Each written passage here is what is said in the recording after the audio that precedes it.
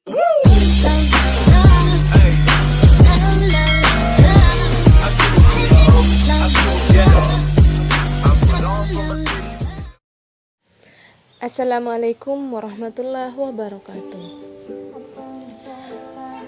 Di pembahasan kali ini saya akan menjelaskan tentang model pembelajaran Dick dan Carey, model ISD, Gerlach dan Ellie, dan model 4D. Untuk memenuhi tugas mata kuliah saya yaitu desain pembelajaran fisika. Pembahasan yang pertama yaitu model Dick dan Carey.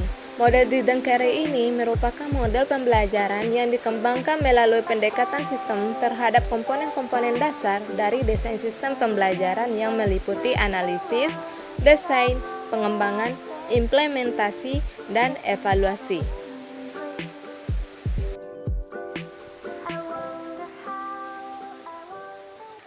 Selanjutnya yaitu penggunaan model Dick dan Carey ini dalam pengembangan suatu mata pelajaran dimaksudkan agar pada awal proses pembelajaran anak didik atau siswa dapat mengetahui dan mampu melakukan hal-hal yang berkaitan dengan materi pada akhir pembelajaran.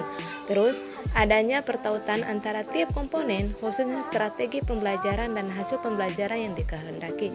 Dan yang terakhir yaitu untuk menerapkan langkah-langkah yang perlu dilakukan dalam melakukan perencanaan desain pembelajaran.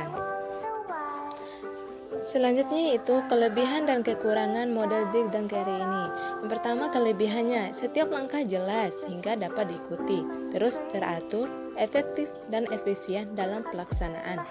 Terus merupakan model atau perencanaan pembelajaran yang terperinci sehingga mudah diikuti.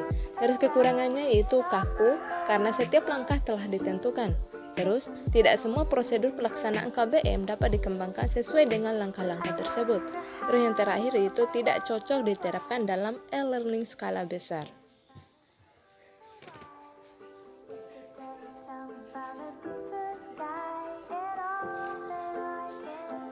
Selanjutnya yaitu model ISD atau Instructional System Design.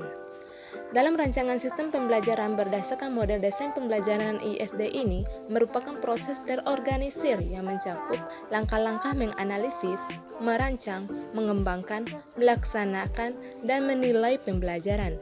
Langkah-langkah ini dalam setiap proses memiliki dasar yang terpisah dalam teori maupun praktek seperti halnya pada proses ISD secara keseluruhan. Selanjutnya yaitu dalam pengutaraannya yang lebih sederhana, model desain pembelajaran ini terdiri dari 5 tahapan. Yang pertama menganalisis yaitu mengidentifikasi apa yang dipelajari. Terus yang kedua merancang yaitu menspesifikasi proses dan produk. Yang ketiga mengembangkan yaitu memandu dan menghasilkan materi pembelajaran. Terus yang keempat adalah melaksanakan menggunakan materi dan strategi dalam konteks. Dan yang terakhir menilai yaitu menentukan kesesuaian pembelajaran. Selanjutnya model Gerlach dan Ellie. Dalam model pembelajaran Gerlach dan Ellie ini merupakan suatu metode perencanaan pengajaran yang sistematis. Model ini menjadi suatu garis pedoman atau suatu peta perjalanan pembelajaran karena dalam model ini diperlihatkan keseluruhan proses belajar mengajar yang baik, sekalipun tidak menggambarkan secara rinci setiap komponennya. Dalam model ini juga diperlihatkan hubungan antara elemen yang satu dengan yang lainnya, serta menyajikan suatu pola urutan yang dapat dikembangkan dalam suatu rencana untuk mengajar. Adapun kelebihan dan kekurangan model pembelajaran Gerlach dan Ellie ini, yang pertama yaitu kekurangannya terlalu panjangnya prosedur perancangan desain pembelajaran. Terus tidak adanya tahapan pengenalan karakteristik siswa. Sedangkan kelebihannya itu sangat teliti dalam merancang dan melaksanakan pembelajaran. Terus pretest dalam model Gerlach dan Ellie ini merupakan tahapan yang cukup dipandang penting karena guru belum mengenal karakteristik siswa. Terus yang terakhir itu cocok digunakan untuk segala kalangan.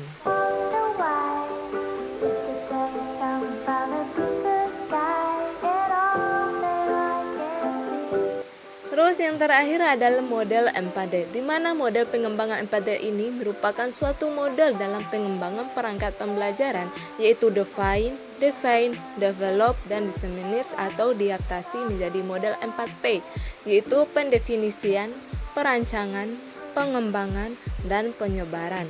Tahapan mode pengembangan 4 desain penelitian ini meliputi 4 tahap: pendefinisian atau define, pengembangan atau develop, dan diseminasi atau disseminate.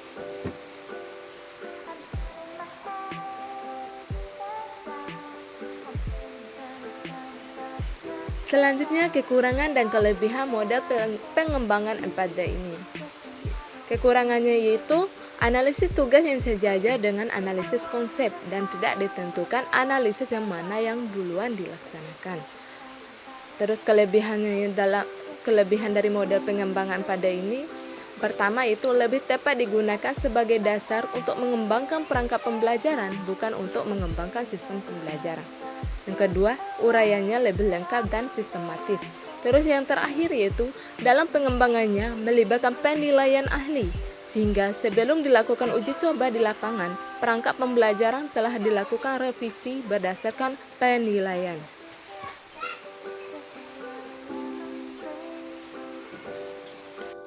Mungkin itu saja yang dapat saya jelaskan pada kesempatan kali ini. Lebih dan kurangnya saya mohon maaf yang sebesar-besarnya. Terima kasih. Wassalamualaikum warahmatullahi wabarakatuh.